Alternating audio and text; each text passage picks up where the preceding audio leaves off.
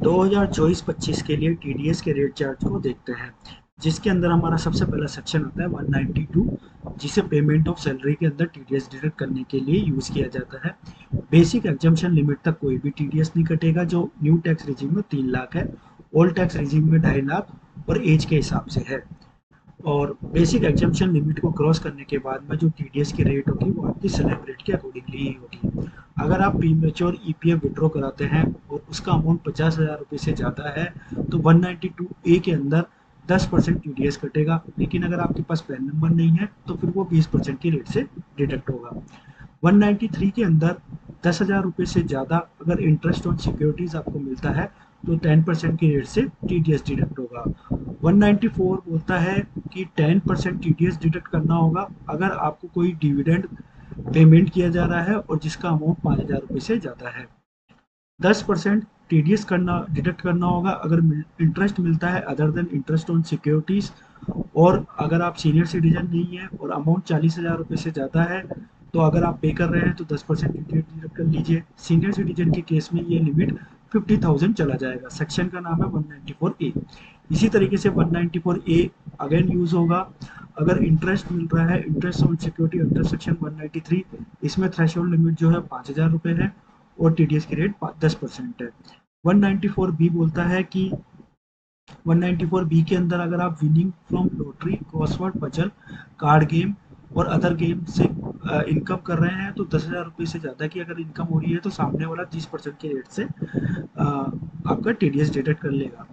194 B A income from online game के अंदर कोई भी थ्रेशोल्ड लिमिट नहीं है और टीडीएस की रेट जो है 30% है।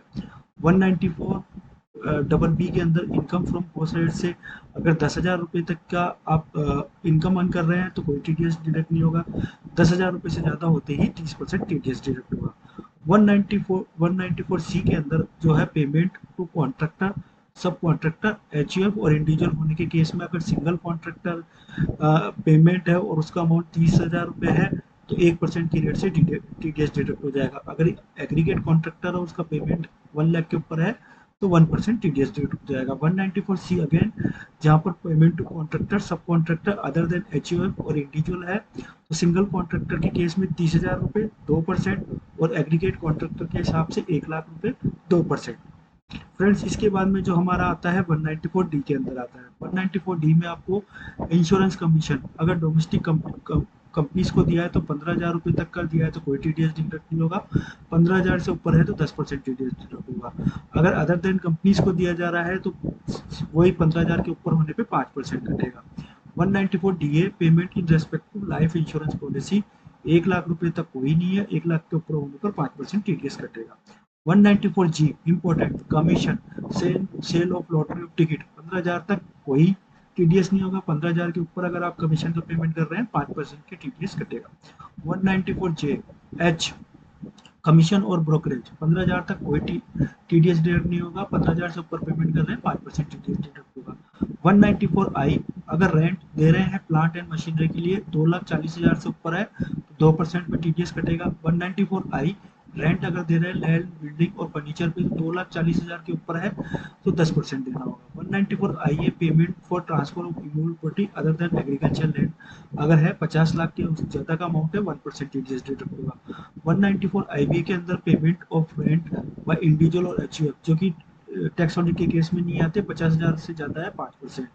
194 आईसी जेडीए के अंदर अगर आप कोई पेमेंट कर रहे हैं इंडिविजुअल एचयूएफ को कोई थ्रेशोल्ड नहीं है, 10% की रेट से टीडीएस डिडक्ट होगा। इसी तरीके से 194 जे अगर हम लोग देखते हैं तो अगर फीस फॉर टेक्निकल सर्विसेज है 30,000 तक कोई टीडीएस डिडक्ट नहीं होगा, 30,000 से ऊपर होने पर 2%।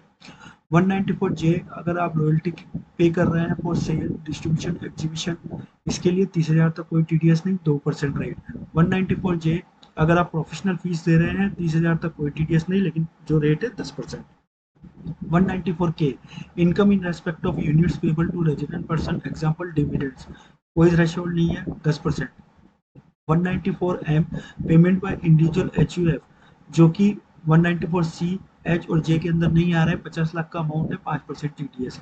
194 एन के अंदर कैश विड्रॉल अगर होता है कोऑपरेटिव सोसाइटी में 3 करोड़, अदर में 1 करोड़ तो 2% टीडीएस। 194 एन कैश विड्रॉल होता है जिन्होंने अपनी आईटीआर फाइल नहीं की है 3 प्रीवियस ईयर की immediately preceding the previous year, अगर 20 लाख रुपए से ज्यादा करते हैं 2%, और अगर 1 करोड़ से ज्यादा करते हैं 5%। फ्रेंड्स 194 ए में जो ई कॉमर्स है वो अपने ई कॉमर्स पार्टिसिपेंट को अगर 5 लाख के ऊपर ज्यादा पेमेंट कर रहा है तो 1% टीडीएस काटेगा, अगर पेन नहीं है तो 5% की रेट हो जाएगी। 194 क्यू अगर परचेज ऑफ गुड्स कर रहे हैं 50 लाख से ज्यादा का अमाउंट आ गया तो 0.10% टीडीएस डिडक्ट होगा और ये रेसिपिएंट के द्वारा बायर के द्वारा काटा जाएगा। 194 आई परक्यूजिट और बेनिफिट टू बिजनेस और प्रोफेशनल 20,000 तक कोई टीडीएस नहीं है, उसके ऊपर 10% है। 194 एस के अंदर payment on transfer of digital assets specify percent 50,000, other 10,000 1%।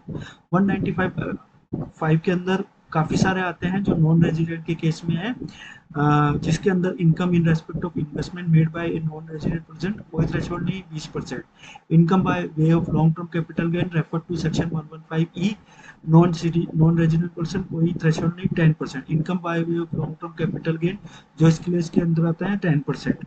इसी तरीके से इनको और भी काफी सारे टीडीएस डिडक्ट करने होते हैं। Friends income from foreign institutional investment from security, इसमें कोई थ्रेशोल्ड लिमिट होती है 20% टीडीएस कटेगा और सेक्शन 196 ये है।